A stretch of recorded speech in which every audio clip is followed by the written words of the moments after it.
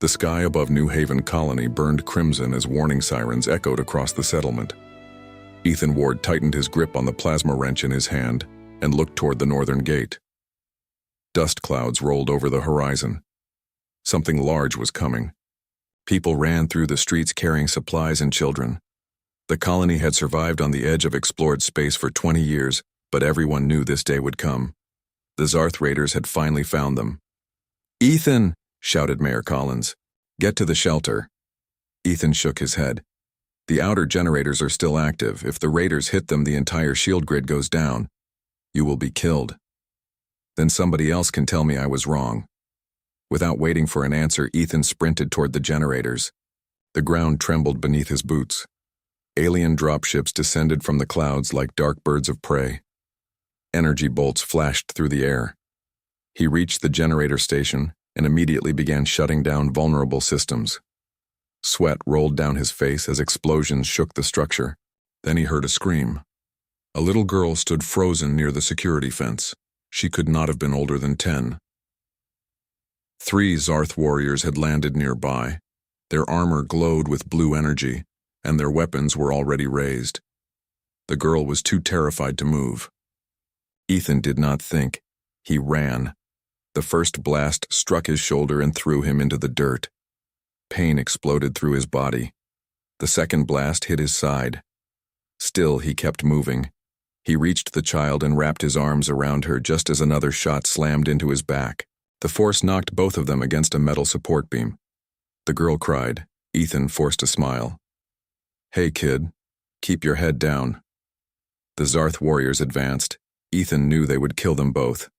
Then the world changed. A thunderous roar shook the battlefield. Every Zarth warrior froze. A massive black ship descended from the clouds. It was unlike anything Ethan had ever seen. Its surface shimmered like living crystal. The raiders immediately dropped to one knee. Fear filled their faces. A hatch opened beneath the ship. A figure emerged. She stood nearly 7 feet tall. Silver armor covered her body. Dark wings extended behind her. Golden eyes scanned the battlefield. The Zarth warriors bowed lower. Ethan had no idea who she was. Then one of the raiders whispered a name. "Queen Vera." The alien queen looked toward Ethan. Her gaze settled on the injured man protecting the child beneath his body. For a long moment she said nothing. Then she spoke. "Interesting." Her voice carried across the battlefield without effort. The raiders exchanged nervous glances. One finally spoke. "Your Majesty, we were only following orders." Queen Vera ignored him. Instead, she walked directly toward Ethan. The ground seemed to bend around her presence. She stopped only a few feet away. "Human." Ethan looked up. "What?" "You absorbed multiple plasma strikes to protect an unrelated offspring." He coughed. "She needed help." The queen tilted her head. "Why?" Ethan blinked. "What do you mean, why?" "She is not your bloodline. She is a kid." The queen stared at him. Then something strange happened. A faint smile appeared on her face. Behind her, every Zarth warrior suddenly looked terrified. Queen Vera turned toward them. "You attacked a world under my protection." The raiders trembled. "Mercy, Your Majesty. There will be none." The queen raised one hand. A wave of golden energy erupted across the battlefield. Within seconds, every raider collapsed unconscious. Silence followed. Ethan finally lost consciousness. When he awoke, he expected to see a hospital. Instead, he found himself in a chamber filled with glowing crystal walls. A soft blue light illuminated everything. His wounds were gone. Not healed. Gone. A door opened. Queen Vera entered. She looked just as intimidating as before. Ethan sat upright. "Where am I?" "My flagship." "You kidnapped me?" The queen considered the question. "Technically, yes." "Great. You are welcome." Ethan laughed despite himself. The queen seemed confused. "You find humor in this situation." "I am trying not to panic." "Reasonable." She sat across from him. For several moments, neither spoke. Finally, Ethan broke the silence. "Why am I here?" The Queen folded her hands. Because you fascinate me. That is not usually something people want to hear from powerful aliens. Nevertheless, it is true. Ethan rubbed his forehead. What exactly is fascinating? Queen Vera's golden eyes narrowed thoughtfully. For thousands of years, my species has measured worth through strength. Power determines status. Survival determines respect. Okay, yet you willingly accepted pain to protect another. Lots of humans would do that. The Queen leaned forward. That is what I discovered after studying your species. And I find it remarkable. For the first time, Ethan noticed genuine curiosity in her voice. Not arrogance, not superiority, curiosity, the Queen continued. Among my people, such behavior is exceedingly rare. Maybe your people need better role models. A few guards gasped. Apparently, nobody spoke to the Queen that way. To Ethan's surprise, Vera laughed. The sound was warm and unexpected. You are either brave or foolish.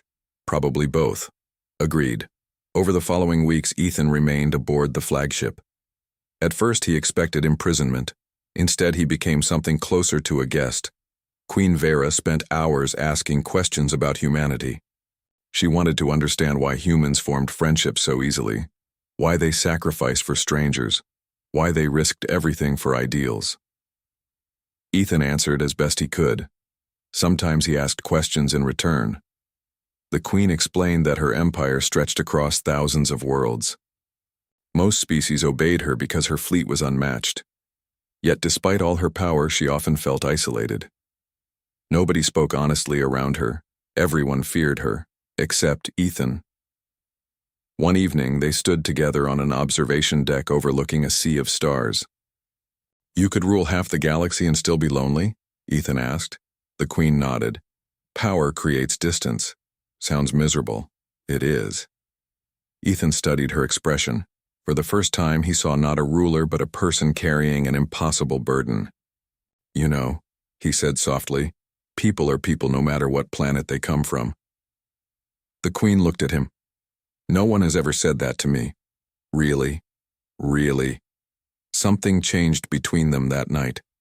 Trust began to grow. Months passed.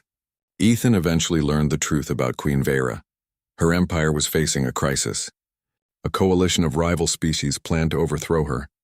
Many believed her compassion toward weaker worlds made her unfit to rule. The Queen could easily crush them through force, yet she wanted another solution. One day she summoned Ethan to the strategy chamber. Dozens of admirals stood around a massive holographic display. The moment Ethan entered, several officers frowned. They clearly disliked the human's presence. Queen Vera pointed toward the map. What would you do? Every admiral looked shocked. She was asking advice from a mechanic. Ethan studied the display. Then he shrugged. Talk to them! The chamber erupted with protests. The Queen raised one hand for silence. Explain. They expect war. Everyone is preparing for war. Nobody expects somebody to sit down and listen. One admiral scoffed. Naive. Ethan looked at him. Maybe. Then he turned toward the Queen. But you brought me here because humans think differently. The room fell silent. Queen Vera smiled. Proceed. 3 months later, representatives from dozens of rival worlds gathered aboard the flagship. Tension filled every corridor. Many expected betrayal. Others expected battle. Instead, Queen Vera opened negotiations. For weeks, discussions continued. Problems were addressed. Old grievances were examined. Compromises were reached. It was not easy. Several times the talks nearly collapsed. Yet somehow they endured. At last an agreement emerged. The coalition dissolved. Peace prevailed. For the first time in centuries, the galaxy avoided a major war. Celebrations erupted across countless worlds. That evening, Queen Vera found Ethan standing alone on the observation deck. You were correct, Ethan smiled.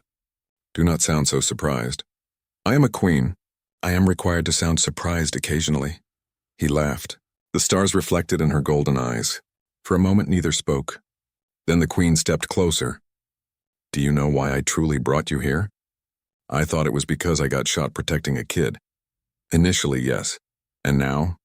The Queen took a deep breath. Something Ethan had never seen before crossed her face. Nervousness. Because over time I discovered that your presence makes my life better. Ethan stared. The mighty queen of a galactic empire looked genuinely anxious. I see. You challenge me.